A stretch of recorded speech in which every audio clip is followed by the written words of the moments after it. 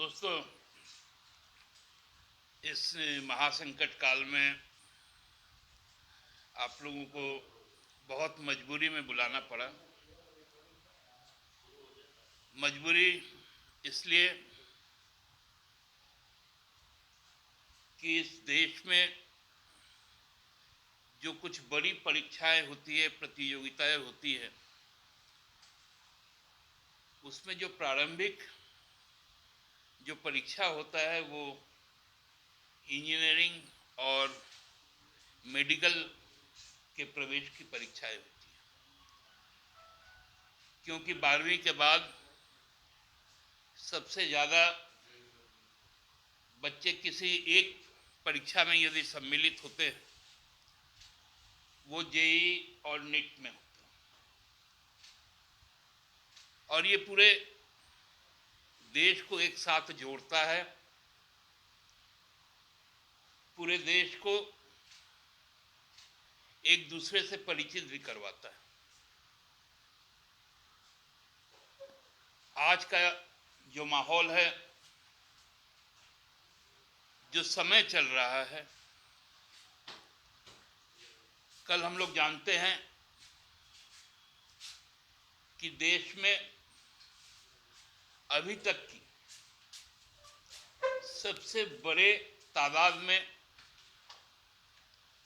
Corona संक्रमित की संख्या मिली है। 75,000 से पार कर गए और जो रफ्तार अभी दिख रही है उसमें लगता है कि कुछ ही दिनों में हम लोग लाख की संख्या भी पार कर लेंगे। अब समय बहुत बीत चुका है। कारण के तह में हम लोग नहीं जाना चाहते, आगे की सोचना चाहते हैं और आगे की करना भी चाहते हैं। लगभग 6 माह से सभी स्कूल कॉलेज बंद हैं। बच्चे घर से पढ़ रहे हैं।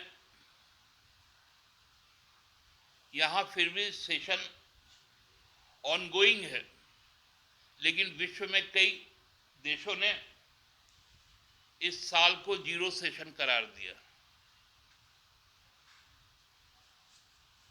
समय के साथ साथ जो 12वीं और 10वीं की रिजल्ट आई, उसके बाद इंजीनियरिंग और मेडिकल का जो टेस्ट होना था, जिसको हम लोग जेईई और नीट के नाम से जानते हैं, उसकी भी तिथि घोषित कर दी गई। एक ऐसे समय पे घोषित की गई जब ये परमिट नहीं करता है। थोड़ा ये परीक्षाएं होनी चाहिए, पार्टी का मानना है कि परीक्षाएं होनी चाहिए, लेकिन ये समय उपयुक्त नहीं, क्योंकि हम लोग सबको ही जानते हैं परीक्षाएं भले आज हो जाए, लेकिन सेशन तो जुलाई से शुरू होगा, पढ़ाई जुलाई से शुरू होगी। इसलिए 1-2 महीने इसको हम लोग टाल सकते थे। क्योंकि ये परीक्षा में जो देश के बड़े बड़े कॉरपोरेट हाउस हैं, चाहे वो अडानी हो, अंबानी हो, उनके घर के बच्चे शामिल नहीं हैं। हम और आपके जैसे मध्यम वर्ग के परिवार के बच्चे, आर्थिक रूप से कमजोर घरों के बच्चे, अपर मिडिल क्लास के बच्चे ही इस परीक्षा में शामिल होते हैं।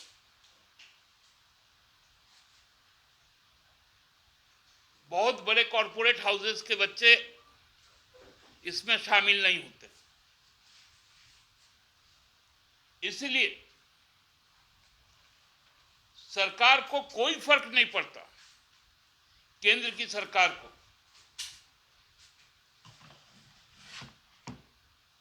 कि आम आदमी के परिवार के बारे में सोचे और समझे।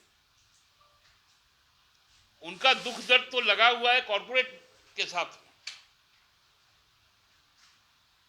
आप बताइए,